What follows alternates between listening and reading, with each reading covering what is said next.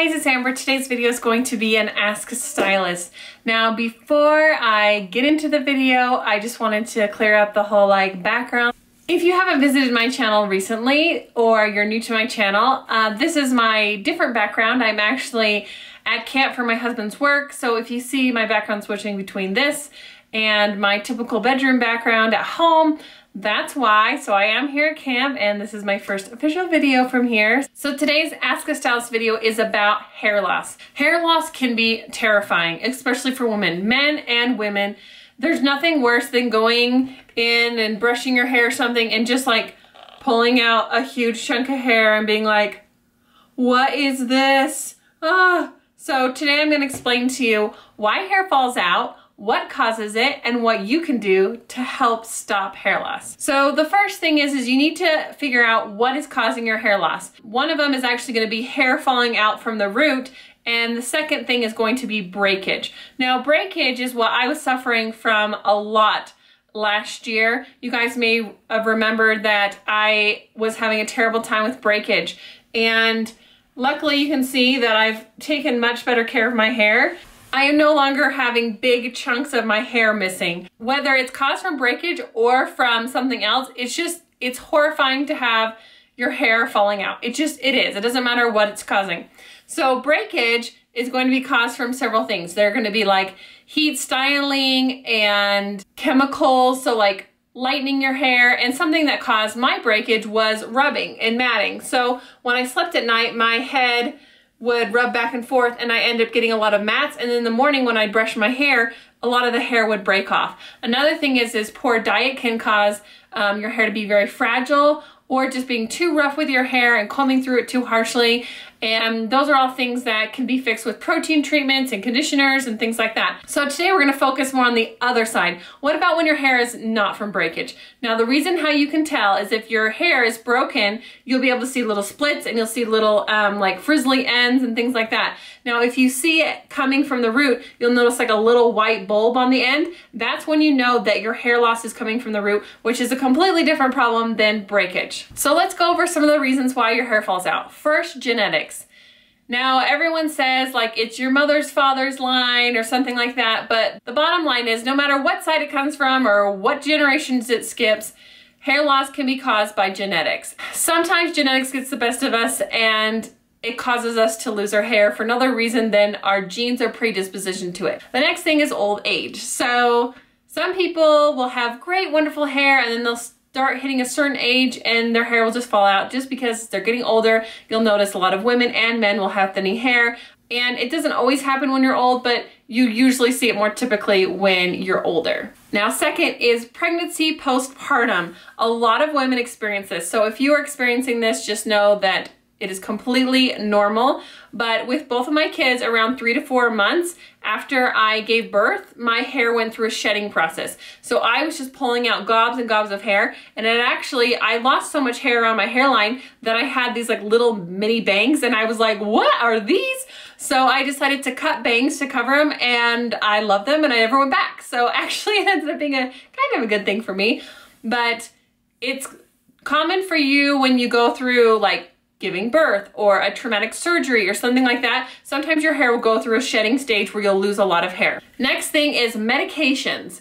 Medications can take a big role on your hair. I know, especially with prescription or illegal drugs, they can do weird things to your hair. I'll lift people's hair and their hair color and I'm like, okay, this is orange, it's not budging. You need to tell me what's going on here on your hair. And medications can do a lot of things to your hair. So sometimes your hair can be falling out from a side effect from your medication. So if you recently changed your medications, I would double check and make sure that's not a side effect. And if it is, you can go ahead and talk to your doctor about that. Next thing is stress. We all have stress, loads of stress. And sometimes, it just gets to us and we just are stressed out.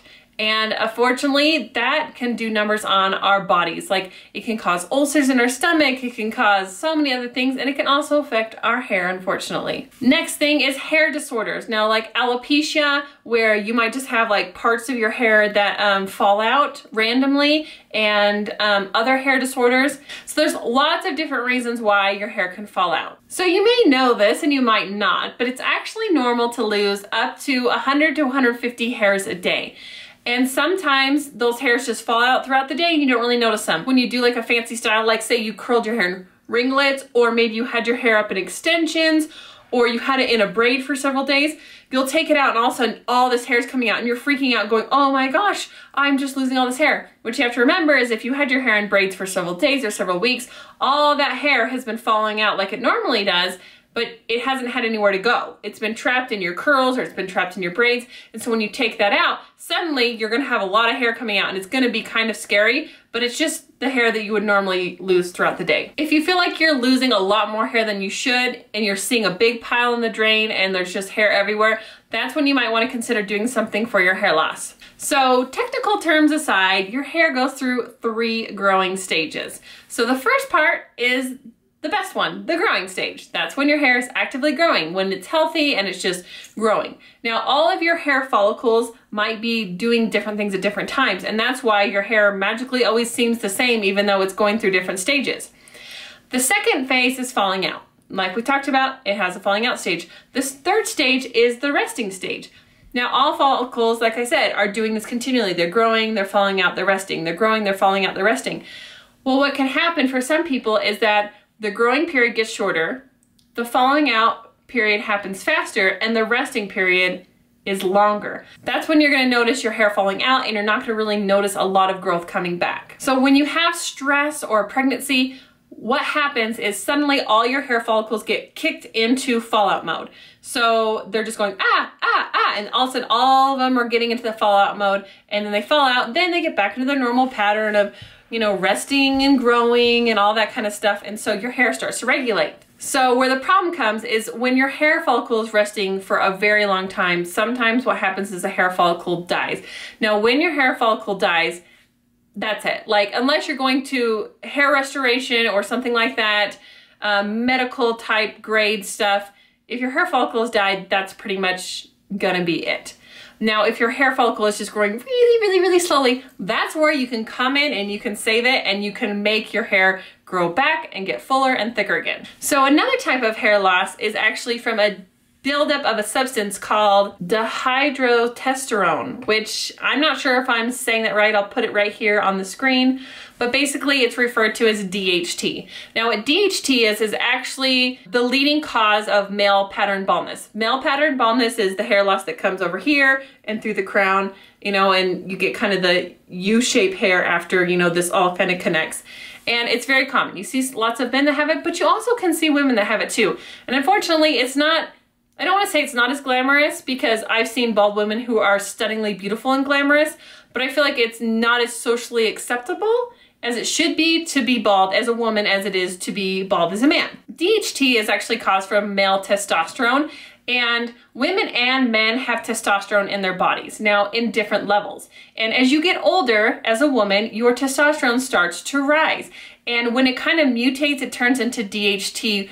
And what that does is it actually clogs the follicles of your hair, and it makes it really difficult for the hair to grow through. So it's kind of like, you know, closing it up so that little tiny hair is just trying to grow through.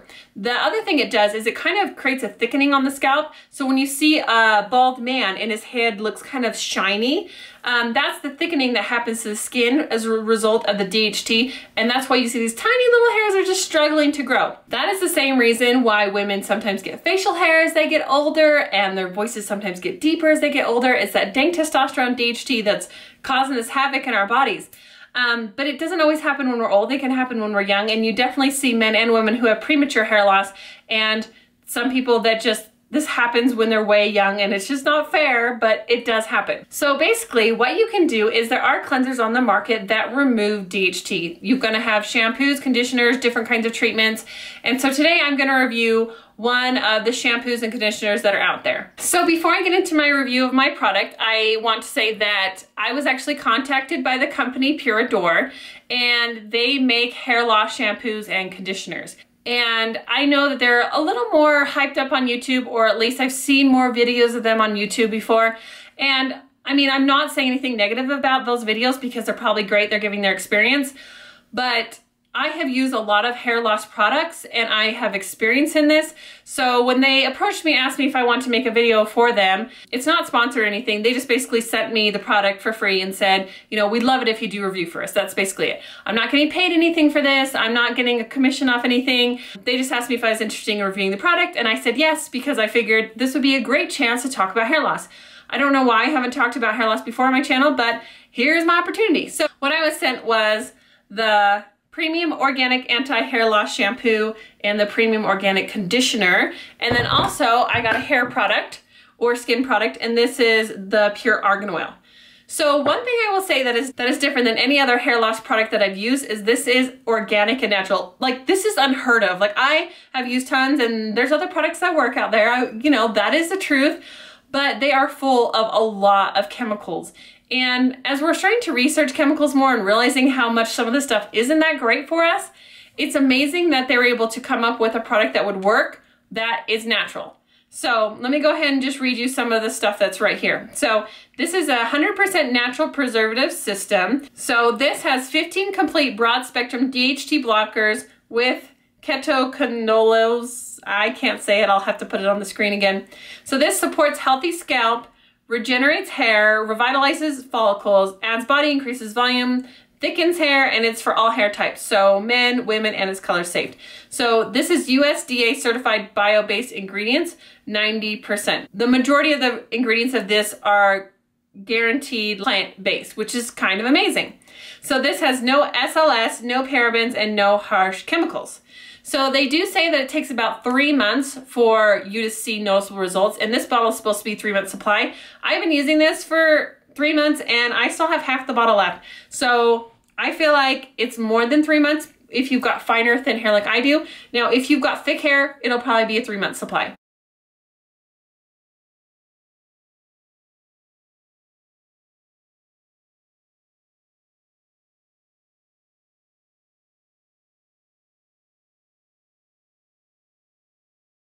So this basically on the back talks about how DHT is a hormone that is linked to hair loss, and the formula blocks this and nourishes the follicles so that your hair can grow its healthiest.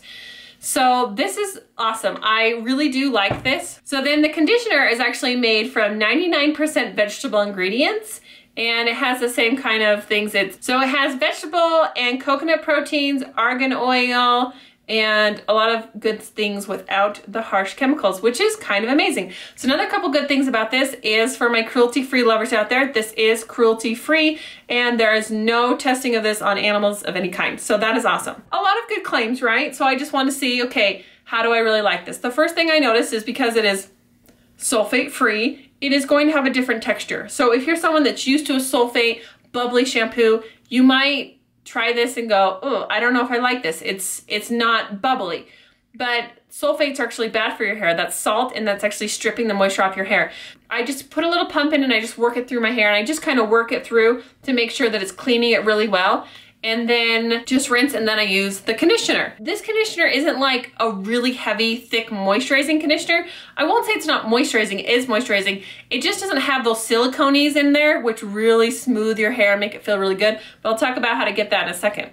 So I have been using this on my hair, and I've actually lightened it recently. I went blonder, and I was a little hesitant about switching to this because I've been doing so much better about not having breakage in my hair. But like I showed you, like I have not had any breakage in my hair, and I mean, my hair's been good. So the other thing that I've noticed is I am starting to get hair that's growing back in. So when I pull my hair to the side, like I feel like I can feel at this base right here where my hair's starting to grow, that it's starting to thicken up, which is awesome. The other thing I'm noticing is like when I pull my hair up, I'm having like more little short hairs that are in here that are just hairs that are growing back in, which is so cool. So I'm really excited. So the next thing they sent is this argan oil. So this is not Moroccan oil, because a lot of the Moroccan oils are like 10% argan oil mixed with other chemicals and silicones, you know, and using the argan name because it's an ingredient, but they're not actually 100% argan oil. So this argan oil is actually